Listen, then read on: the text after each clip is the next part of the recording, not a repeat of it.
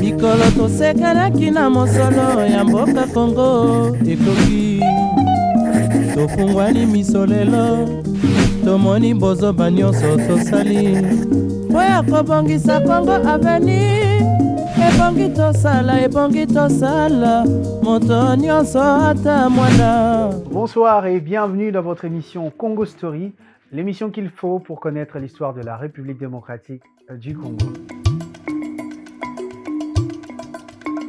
Lorsque l'on parle de grandes civilisations de la République démocratique du Congo, les noms des Congo, de Luba ou de Kuba reviennent souvent. Pourtant, au centre du pays, entre les rivières Lomami et Lualaba, vit depuis des siècles un peuple dont l'histoire a profondément marqué l'Afrique centrale, les Basongé. Les Songé constituent l'un des grands peuples bantous de la RDC. Ils occupent principalement les territoires des Lubao, Kabinda, Gandajika, Kongolo, Kasongo et une partie du Maniema et du Katanga. Leur présence s'étend sur un vaste espace qui a longtemps servi de carrefour entre le monde Luba, Tetela, Congo et Swahili. Le nom Songé est relativement récent. Historiquement, les populations concernées s'est distinguées par une multitude de noms selon des régions. Basongé, Bayembe, Basanga, Benaeki, Bakelebwe, Bena, Ofoué ou encore Batemba. Le terme Songé s'est progressivement imposé dans les travaux des administrateurs coloniaux et des ethnologues pour désigner cet ensemble culturel. Comme beaucoup de peuples africains, les Songé possèdent plusieurs récits d'origine. Certaines traditions orales les rattachent aux grands mouvements migratoires venus de l'Est africain. D'autres les présentent comme de proches parents des Luba. Les historiens considèrent aujourd'hui que les Songé et les Luba partagent effectivement une ancienne matrice culturelle commune qui s'est développée dans la région située entre les bassins du Lualaba et de la Lomami. Cette proximité explique pourquoi les historiens des deux peuples sont souvent entremêlés.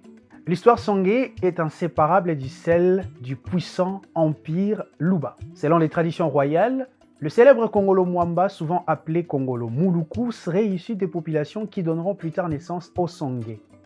Il est considéré comme l'un des premiers souverains de l'ancien État Luba.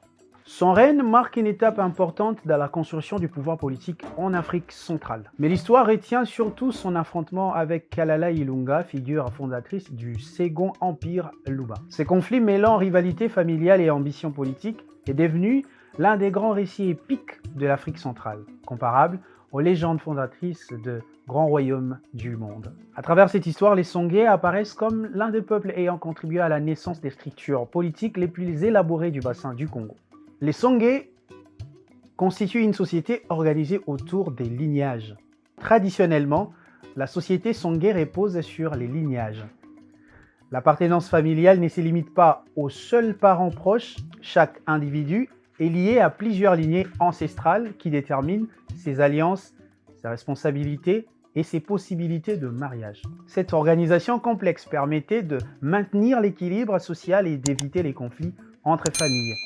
Le pouvoir était exercé par des chefs appelés Bafumu, dont l'autorité reposait autant sur leur légitimité familiale que sur leur capacité à maintenir l'harmonie entre les vivants et les ancêtres. Comme chez de nombreux peuples d'Afrique centrale, les ancêtres occupaient une place essentielle dans la vision du monde Songé. Les Songé croyaient en un être suprême appelé Efile Mukungu ou Efike Mukulu, créateur du monde, mais peu impliqué dans les affaires humaines. Le quotidien était davantage influencé par les ancêtres dont les esprits continuaient d'agir sur la vie de famille. On croyait notamment que les âmes de défunts pouvaient revenir parmi les vivants sous la forme d'enfants à naître. Cette croyance à la réincarnation expliquait l'importance accordée aux rêves, aux signes et aux consultations divinatoires lors des naissances. S'il existe un domaine où les Songé ont acquis une renommée mondiale, c'est celui de l'art. Aujourd'hui, leur statut figure parmi les chefs-d'œuvre de l'art africain conservés dans des plus grands musées du monde, notamment au Metropolitan Museum of Art, au musée de Quai Branly ou encore au Royal Museum of Central Africa. Ces sculptures n'étaient pas de simples objets décoratifs. Appelées parfois un kishi, elles servaient à protéger le village, à guérir les maladies, à résoudre les conflits ou à lutter contre les forces considérées comme maléfiques. Leur puissance était renforcée par des substances rituelles placées dans le ventre, la tête ou d'autres parties de la statue. Pour les Songé, ces objets étaient des instruments permettant d'établir un dialogue entre le monde visible et le monde invisible. Parmi les traditions les plus remarquables figure l'importance accordée aux jumeaux. La naissance des jumeaux était considérée comme une bénédiction exceptionnelle des ancêtres. Elle donnait lieu à des cérémonies spéciales impliquant l'ensemble de la communauté. Les chants, les danses et les rituels organisés à cette occasion célébraient non seulement les enfants, mais également la fécondité, la prospérité et la continuité de la vie. Cette valorisation de la gémellité se retrouve d'ailleurs chez plusieurs peuples voisins, notamment les Luba.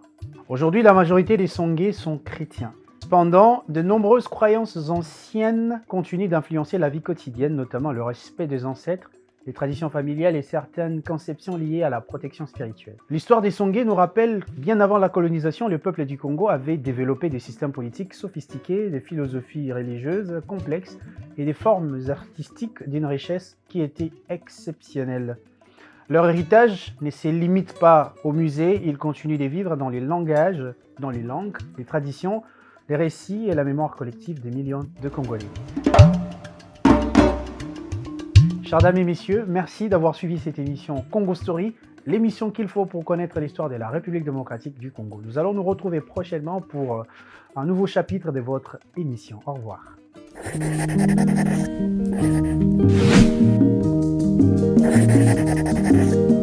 mikolo tosekanaki na mosolo ya mboka Kongo ekoki tofungwani miso lelo tomoni bozoba nyonso tosali mpo ya kobongisa Kongo aveni ebongi tosala moto nyonso ata mwana